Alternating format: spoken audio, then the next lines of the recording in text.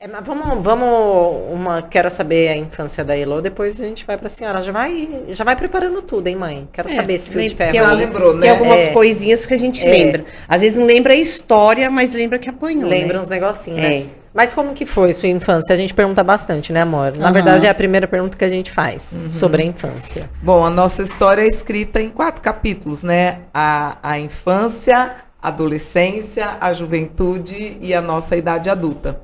A minha infância foi na mesma cidade onde a Isa nasceu. Foi uma infância muito boa. A gente foi criado muito solto, porque é uma cidade pequena, você pode ir para a rua.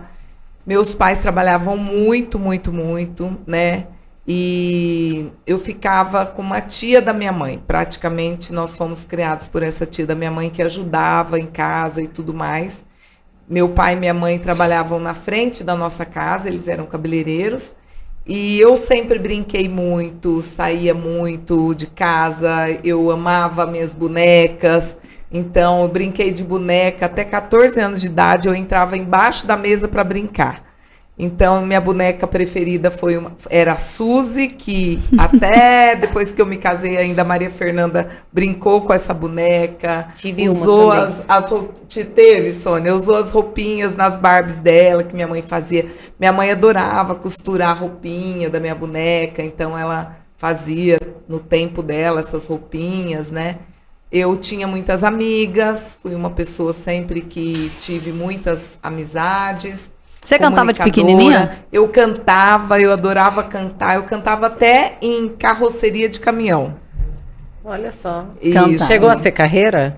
Não cheguei a ser carreira. Não. Eu cantava em festinha, eu cantava na rádio que tinha em Cardoso na época. Eu tenho até foto disso. Meu pai me levava para... Tinha shows naquela época, tipo... Na frente das lojas Riachuelo, Pernambucanas, na minha cidade tinha show. E nessa carreta onde era feito o show, eu cantava. E olha que engraçado, a Isa também cantou em shows lá em Cardoso. Pois é, mãe. Mas e a senhora fez uma carreira lá nos casamentos. Cantei Metade muito do povo em casamentos. de Cardoso que casou, minha mãe cantou, menina. Eu cantava em todos. Cantei muitos Eu cantava casamentos, com minha mãe. Cantava no coral da igreja. Eu amo cantar, até hoje, né? Hoje eu não tenho mais aquela Sua voz voz. é maravilhosa. Mas a minha voz já foi bem, bem, bem boa mesmo. Canta lindamente, toca lindamente, me ensinou a tocar violão de ouvido. Essa mulher é um fenômeno. Como eu que aprendi fala a tocar violão quem sabe autodidata. Ouvido absoluto. Ouvido absoluto. Ela não tem ouvido absoluto nem eu, mas é autodidata. Eu aprendi a tocar. A minha avó, né? Minha avó tocava acordeon, a mãe da minha mãe, e tocava muito bem violão, muito bem.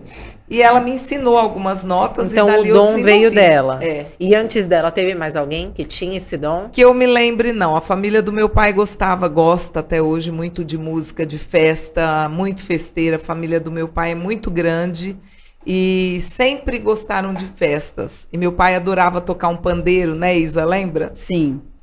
Até ele tocava com a Isa quando ela era adolescente em casa, aos domingos. Então, eu tive uma infância com os meus irmãos. Eu sou a filha mais velha de 4 irmãos na minha casa. Com 21 anos, eu tenho um irmão nosso que partiu, né, com leucemia. E eu tenho uma irmã também, Ana Cecília, que meu pai teve fora do casamento. Então, hoje nós somos em 4 irmãos. Tá. Mas a minha infância foi muito boa, muito mesmo. Eu, durante muitos anos, não entendi essa questão do meu pai e minha mãe trabalharem muito, mas depois, com toda a minha evolução, eu entendi também que uma das forças que eu trago comigo é a força do trabalho, e foi graças a eles, né? Os dois sempre trabalharam muito e eu como que herdei isso deles.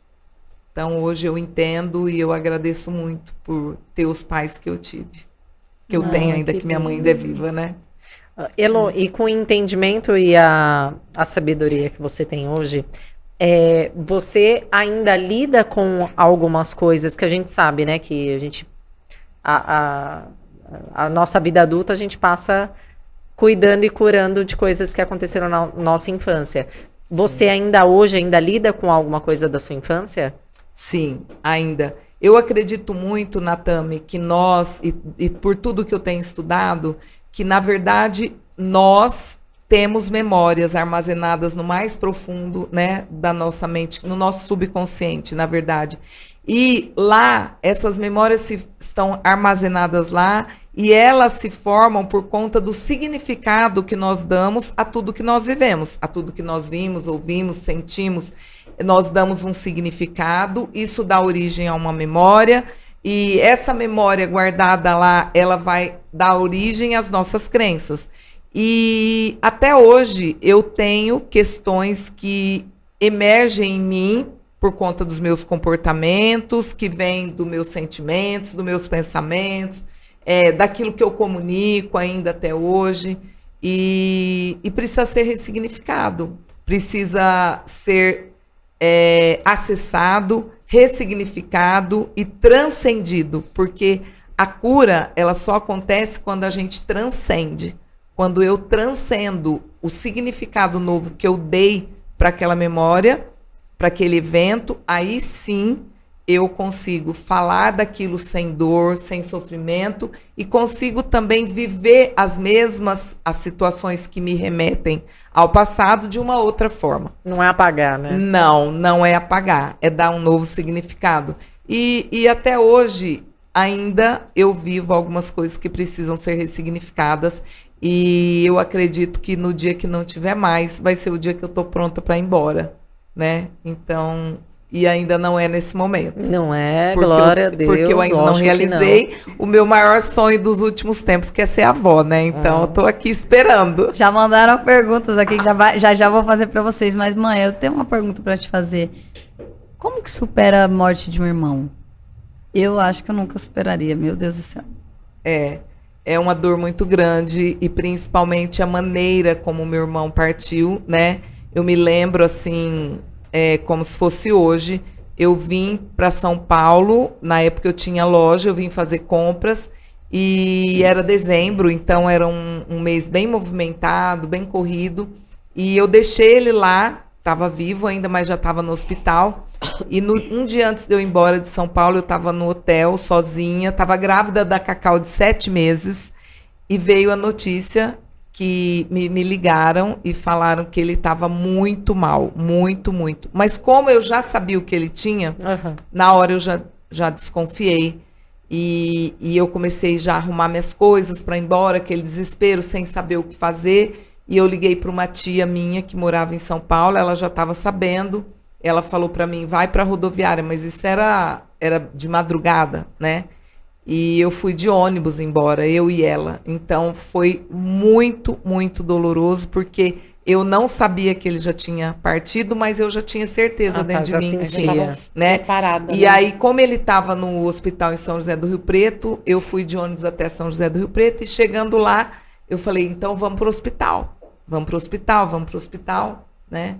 E aí um dos meus tios foram me buscar e ele falou assim, não, ele não está mais no hospital. Então ali realmente foi a hora que eu, mesmo sabendo, eu tinha alguma esperança, que a gente sempre tem. Sim. E quando eu cheguei já, né, vê-lo lá, ver o sofrimento da minha mãe, né, uma das coisas, ver o sofrimento dos meus pais, foi algo que me impactou muito também. Eu estava grávida, então é muito, muito, muito difícil. Eu não gosto de usar essa palavra, mas é muito difícil, é muito doloroso. Eu me lembro que ele tinha um problema, que ele teve uma embolia cerebral, então ficou com uma parte do corpo adormecida, e ele ficava muito deitado. Só que todo dia eu tinha loja, eu ia na minha mãe e ele ia ao banco para mim, que era uma forma da gente fazer ele andar um pouco, se movimentar. Então, durante meses, naquele mesmo horário, eu fazia o depósito do banco e ia lá entregar para ele o envelope. E aí, quando eu chegava lá, ele não estava mais, né? Eu não vi ele lá. Então, aquela dor profunda foi voltando. Eu também tive que falar uma coisa muito assim, com a minha mãe, muito forte, porque ela começou a entrar numa depressão profunda nessa época. Ela chorava muito. E um dia eu cheguei na casa dela e falei, olha, então quer dizer que a senhora não pensa nos seus filhos que ficaram. E na época eu nunca poderia mensurar, né, a dor. Eu já era mãe, mas eu não conseguia ter essa empatia, eu só conseguia sentir a dor que eu sentia pela perda dele e a dor que eu sentia por ver minha mãe não reagir, minha mãe sem reação. Então eu falei isso, hoje eu entendo que foi para, né, causar um impacto para ver se ela reagia. E realmente ela reagiu, né? Eu falei, e nós que ficamos? A senhora só amava ele e nós que estamos aqui. E aí minha mãe né, para ela foi um choque. Foi um choque. Mas foi um período, como você mesmo falou outro dia para mim, mãe, a minha avó é um milagre, né? Porque perdeu um filho, perdeu a mãe, perdeu o pai, perdeu o marido e tá lá firme e forte, né? Então, E hoje, sozinha, né? Entre sozinha, aspas, mora mas sozinha ainda, né? Hoje eu vejo assim, como você falou, você não sabe como seria perder uma irmã. Eu também não sei o que será perder um filho. É. Eu também não consigo imaginar isso, não consigo me ver nessa situação, né? Mas eu acredito muito que no momento, quando a gente tem que passar por esses desafios, que Deus, né, pela fé que a gente tem, que eu tenho, inclusive, que Ele chega e coloca o que precisa ser colocado dentro de nós, né? Eu acredito muito nisso. E na época, com certeza, a gente viveu isso também.